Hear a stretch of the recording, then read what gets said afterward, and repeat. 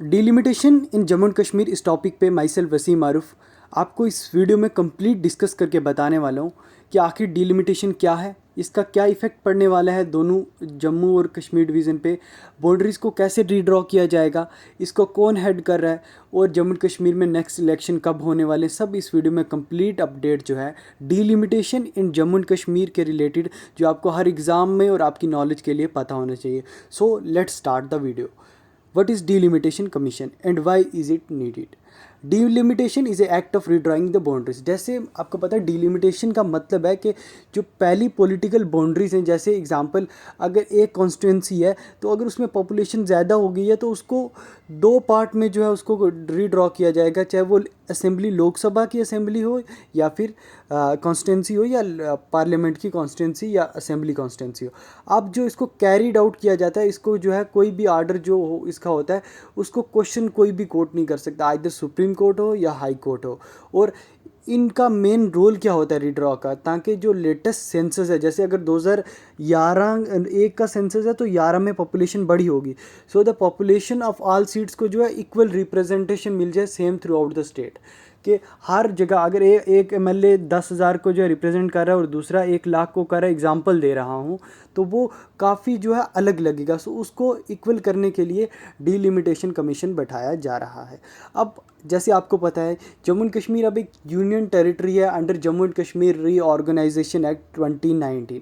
अब उसमें लद्दाख जो है अलग यूनियन टेरिटरी हो गई है। तो अब इसमें जो जम्मू कश्मीर की कितनी डिस्ट्रिक्ट्स बची हैं वो हैं 20 डिस्ट्रिक्ट।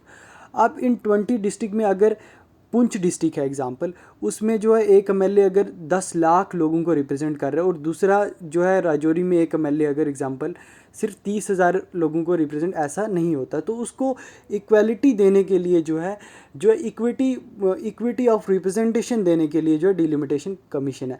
अब इसको कैरिड आउट कैसे किया था, पहले जो डिलिमिटेशन कमीशन बैठा करता था उसका ये इशू होता था कि वो जो पास्ट में स्क्रैप जब आर्टिकल हुआ उससे पहले जो है लोकसभा की डिलिमिटेशन कॉन्स्टिट्यूशन ऑफ इंडिया के अंडर, लेकिन जो असेंबली की डिलिमिटेशन हुआ करती थी वो जम्मू एंड कश्मीर कॉन्स्टिट्यूशन के पीपल रिप्रेजेंटेशन एक्ट 1957 के अंडर हुआ करती थी।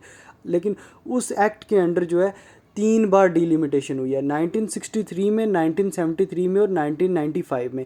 1995 में तब हुई थी जब के गुप्ता कमीशन जो थे उनके अंडर हुई थी। और आपको पता है जब जम्मू कश्मीर में 5 साल के लिए प्रेसिडेंट रूल था under the governorship of Jagmohan, और उसके बाद जो है 1991 के सेंसस के बेसिस पे हुई थी और 1991 के बाद 2026 तक फ्रीज़ कर दिया था, यानी कि तब तक कोई भी डिलिमिटेशन नहीं होगी। लेकिन अब डिलिमिटेशन इसलिए जम्मू कश्मीर में हो रही है क्योंकि यहाँ से आर्टिकल 370 स्क्रैप हो गया। अब पीपल रिप्रेजेंटेशन एक्ट के अंडर नहीं, अब सीधा कॉन्स्टिट्यूशन ऑफ इंडिया के एक्ट के अंडर डिलिमिटेशन हो रही है। अब पहले 87 सीट्स थी जिनमें 46 कश्मीर की, 37 जम्मू की और 4 लद्दाख। अब 4 लद्दाख की साइड होगी, अब 83 बची हैं। जैसे माना जाता था पहले ये 107 सीट थी इंक्लूडिंग पीओके, जिसमें इलेक्शन हम नहीं करवाते लेकिन माना जा रहा है।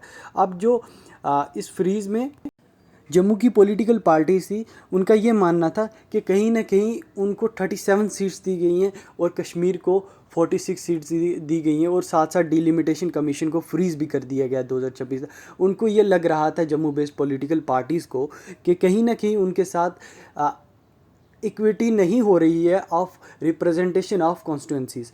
तो अब हुआ क्या, जैसे आपको पता है 24 पीओके की सीट्स हैं, 4 लद्दाख की और 46 कश्मीर की, 37 जम्मू की। अब ये हो रहा है कि जो कश्मीर की 46 सीट्स हैं और जम्मू की 37 सीट्स हैं 20 डिस्ट्रिक्ट में, तो अब इनको क्या किया जाएगा, किस बेसिस पे रिप्रेजेंटेशन दी जाएगी। माना ये जा रहा है कि 107 सीट्स थी पहले 24 पीओके की और 87 को मिला के, अब उसको 114 कर दिया जाएगा डिलिमिटेशन कमीशन के बेस पे। अब डिलिमिटेशन कमीशन एक जो है सेक्युलर तरीके से जो है पूरे डेमोक्रेसी के बेस पे करेगा और उसमें डिलिमिटेशन कमीशन को सबसे पहले क्या करना है कि वो 7 सीट्स जो हैं जहाँ पे रिप्रेजेंटेशन कम है वहाँ पे जो है दी जाएगी। अब जैसे आपको असेंबली इलेक्शन का रिजल्ट दिखाया जा रहा है, 89 सीट्स हुई थी। 89 इधर इसलिए क्योंकि 2 जो हैं elected by the governor of state female reserve seat होती हैं, उसमें पीडीपी को 28 थी, बीजेपी को 50, एनसी को। ये 2000 लास्ट जो इलेक्शन हुआ था असेंबली इलेक्शन, जिसकी chief minister Mufti Sayeed and Mehbooba Mufti होते थे। अब डिलिमिटेशन में क्या हो रहा है अब जैसे आपको पता है 2019 के बाद जो है डिलिमिटेशन सेटअप हुआ जम्मू कश्मीर में। अब ये new provisions of Indian constitution के अंडर जो है डिलिमिटेशन हो रही है, जिसको हेड कर रहे हैं सुप्रीम कोर्ट की retired chief justice Ranjan Prakash Desai. Ranjan Prakash Desai जो हैं वो इसको हेड कर रहे हैं। उनका ये मानना है कि ये जो डिलिमिटेशन कमीशन है, ये एक ही महीने में जो है गवर्नमेंट ने उनको एक ही साल का टाइम दिया था, 6 मार्च 2020 से ये स्टार्ट हुआ है। अब इस डिलिमिटेशन कमीशन में ये कहा था, जैसे मैंने आपको पहले भी बताया, 107 से 114 सीट्स बढ़ाई जाएंगी। और ये एक्सपेक्ट किया जा रहा है कि अगर जम्मू वालों ने माना है कि ये इनके साथ अनइक्विटी है, तो उनके लिए जो है इक्वालिटी ऑफ पॉलिटिकल रिप्रेजेंटेशन में जो है बेनिफिट जम्मू रीजन को मिल सकता है। अब इसकी बॉडी में चीफ जस्टिस रंजन प्रकाश देसाई जी हैं, उसके साथ Sushil Chandra election commissioner of India chief election और state election commissioner K Sharma के साथ 5 एसोसिएट मेंबर वो हैं जो MPs हैं 5, जैसे Farooq Abdullah, justice Hussain Masoodi, Akbar Lone, then MOS minister Jitendra Singh and Lok Sabha Jammu region Poonch से जो MP हैं वो जुगल किशोर शर्मा।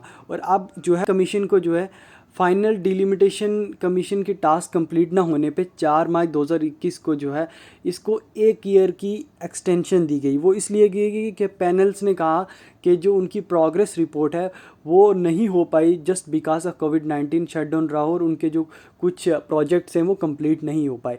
अब 6 जुलाई से 9 जुलाई तक डिलिमिटेशन कमीशन विजिट कर रहा है अपनी पूरी बॉडी के साथ। और इस डिलिमिटेशन कमीशन में टोटल 8 मेंबर्स हैं और इसको कोई भी कोर्ट ऑफ लॉ में कोई नहीं पूछ सकता ये बाउंड्री कैसे रिड्रॉ की। अब ये माना जा रहा है कि मार्च या अप्रैल में जम्मू कश्मीर को एक नया CM मिल सकता है। So thanks for watching my video, thanks lot. हर तरह की अपडेट आपको इस चैनल पर मिलेगी, तो चैनल को सब्सक्राइब जरूर।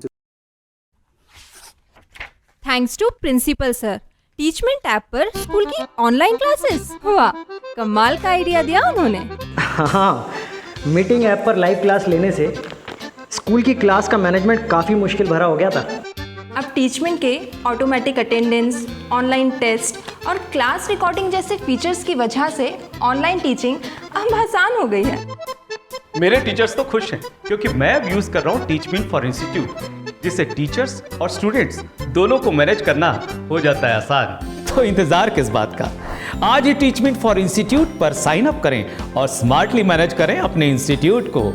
टीचमेंट ऐप, इंडिया का नंबर 1 टीचिंग ऐप।